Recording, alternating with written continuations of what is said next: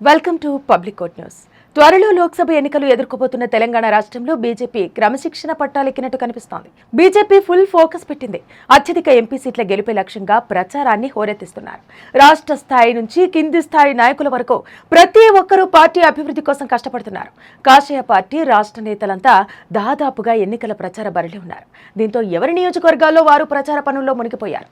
Kishan Reddy BJP రాష్ట్ర సారథిగా road షోలు నిర్వహిస్తూ సికింద్రాబాద్ పార్లమెంటు స్థానంలో ముమ్మరంగా ప్రచారం చేస్తున్నారు. పార్టీ జాతీయ అగ్రనేతలతో సహా అందరూ జిల్లాలో పర్యటిస్తున్నారు. మిగతా నేతలను సమన్వయం చేసుకుంటూ ముందుకు వెళుతున్నారు. ఇక బండి సంజయ్ కరీంనగర్ పార్లమెంటు నియోజకవర్గంలో ప్రచారం చేస్తూ బిజీగా ఉన్నారు. డీకే అరుణ పాలమూరులో, అరవింద్ నిజామాబాద్లో, ఈటెల రాజేందర్ మల్కాజ్గిరిలో ముమ్మరంగా ప్రచారం నిర్వహిస్తున్నారు. తమ గెలిపే లక్ష్యంగా నియోజకవర్గాల్లో బీజేపీ నేతలు పనిచేసుకుంటున్నారు. పార్టీలో ప్రతిష్ట పెంచుకోవాలంటే గెలిచి తీరాలని తెలంగాణ కాషాయ పార్టీ నేతలు గట్టి పట్టుదలతో ఉన్నారు.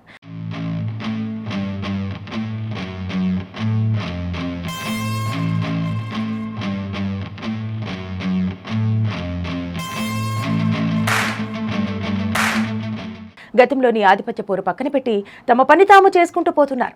రాష్ట్ర బీజేపీ నేతల మధ్య పూర్తి స్థాయిలో ఐక్యత కుదరినప్పటికీ గెలవకపోతే పార్టీలో ఉనికి కష్టసాధ్యమవుతుందనే భావన ఏర్పడింది. కలిసికట్టుగా కాకపోయినా ఎవరి ఇలాకాల్లో వారు గెలిచి తీరాలని శ్రమిస్తున్నారు. తెలంగాణ అసెంబ్లీ ఎన్నికల తర్వాత బండి సంజయ్, ఈటెల రాజేందర్ మధ్య ఆధిపత్య పోరు అధిష్టానం వరకు వెళ్లింది. సోషల్ మీడియాలో పరస్పరం ఎవరి వర్గం వారికి అనుకూల పోస్టులు పెట్టడం పెద్ద రచ్చగా మారింది.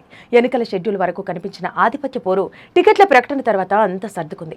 బీజేపీ నేతలకు పార్టీ అధిష్టానం గట్టి క్లాస్ తీసుకున్నట్టు ప్రచారం జరుగుతోంది.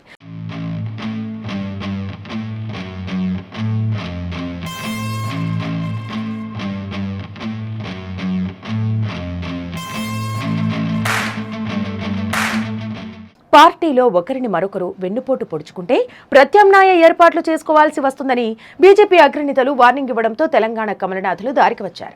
బండి సంజయ్, ఈటెల రాజేందర్, అరవింద్, డీకే అరుణ, రఘునందన్ లాంటి వారి నేతలు తాము పోటీ చేస్తున్న నియోజకవర్గాల్లో తప్పితే పక్క నియోజకవర్గాల్లో కన్నెత్తి కూడా చూడటం లేదు.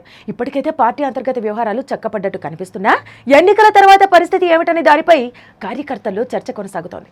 మరోవైపు ఎన్నికల పోలింగ్ దగ్గర పడుతుండటంతో అగ్రనేతలు ఇక్కడ పాగా వేశారు. తమ ప్రసంగాలతో ప్రజలను హోరెత్తించనున్నారు. ఈ క్రమంలో ప్రధాని మోదీ, అమిత్ షా, జేపీ నడ్డా రాష్ట్రంలో ఎన్నికల ప్రచారంలో పాల్గొననున్నారు. ఈ నెల 8, 10 తేదీల్లో ప్రధాని మోదీ రాష్ట్రంలో ఎన్నికల ప్రచారం చేయనున్నారు.